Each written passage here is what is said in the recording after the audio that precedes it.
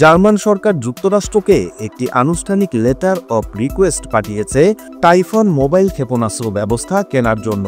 বিষয়টি নিশ্চিত করেছেন জার্মান প্রতিরক্ষা মন্ত্রী বরিস পিস্টোরিয়াস তার ওয়াশিংটন সফরের সময়। তিনি বলেন, এই অস্ত্র ব্যবস্থার পাল্লা ইউরোপে বর্তমানে আমাদের যা আছে তার চেয়ে অনেক বেশি। তিনি আরও বলেন, এগুলি দিয়ে জার্মানি নিজের প্রতিরক্ষা সক্ষমতা বাড়াতে পারবে এবং ইউরোপের সামগ্রিক প্রতিরোধ ক্ষমতাও উল্লেখযোগ্যভাবে উন্নত হবে।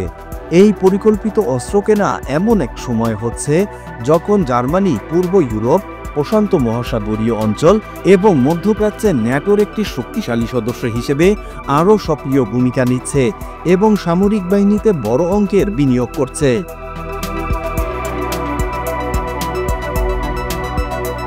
টাইফুন ব্যবস্থা দুই ধরনের ক্ষেপণাস্ত্র বহন করতে পারে।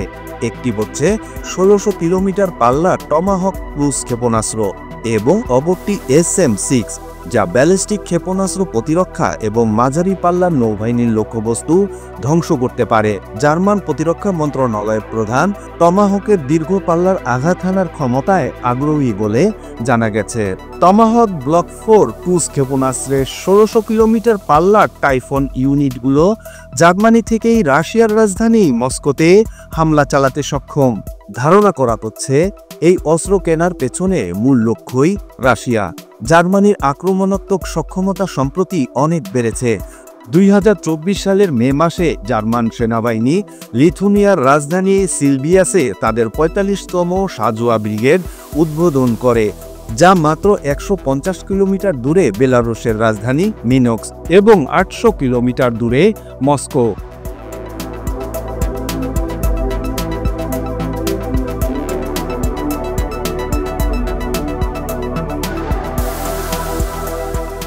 পারমাণবিক হামলার ক্ষমতা উন্নয়ন করার জন্য আমেরিকা F-35A স্টেলথ ফাইটার নির্বাচন করে।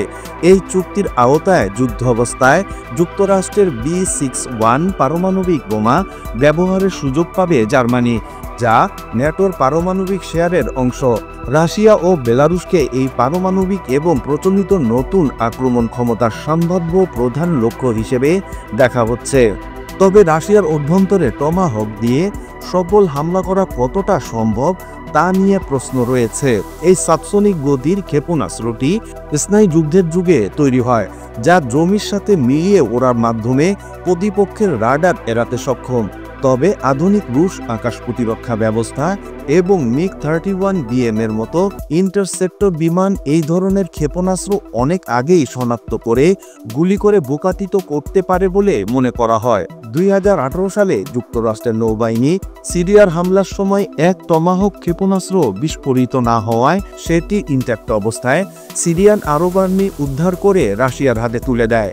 ধারণা করা হয় এটি রুশ ইলেকট্রিক ওয়ারফেয়ারের মাধ্যমে নামানো হয়েছিল। অবসরপ্রাপ্ত রুশ কর্নেল মিখাইল কোদারেনক এই ক্ষেপণাস্ত্রকে উপাদান বিজ্ঞান এবং প্রযুক্তির উপর একটি জীবন্ত পাঠ্যপুস্তক হিসেবে আখ্যা দেন।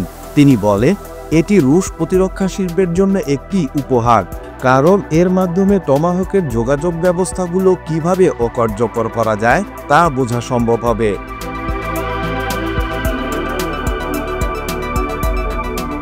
রাশিয়ার রেডিও ইলেকট্রিক প্রযুক্তি সংস্থার উপদেষ্টা ভ্লাদিমির মিখেইভ সেই সময় বলেন, এই অভিজ্ঞতার ভিত্তিতে নতুন ইলেকট্রিক ওয়ারফেয়ার সিস্টেম তৈরির জন্য প্রযুক্তিগত নির্দেশনা প্রস্তুত করা হচ্ছে।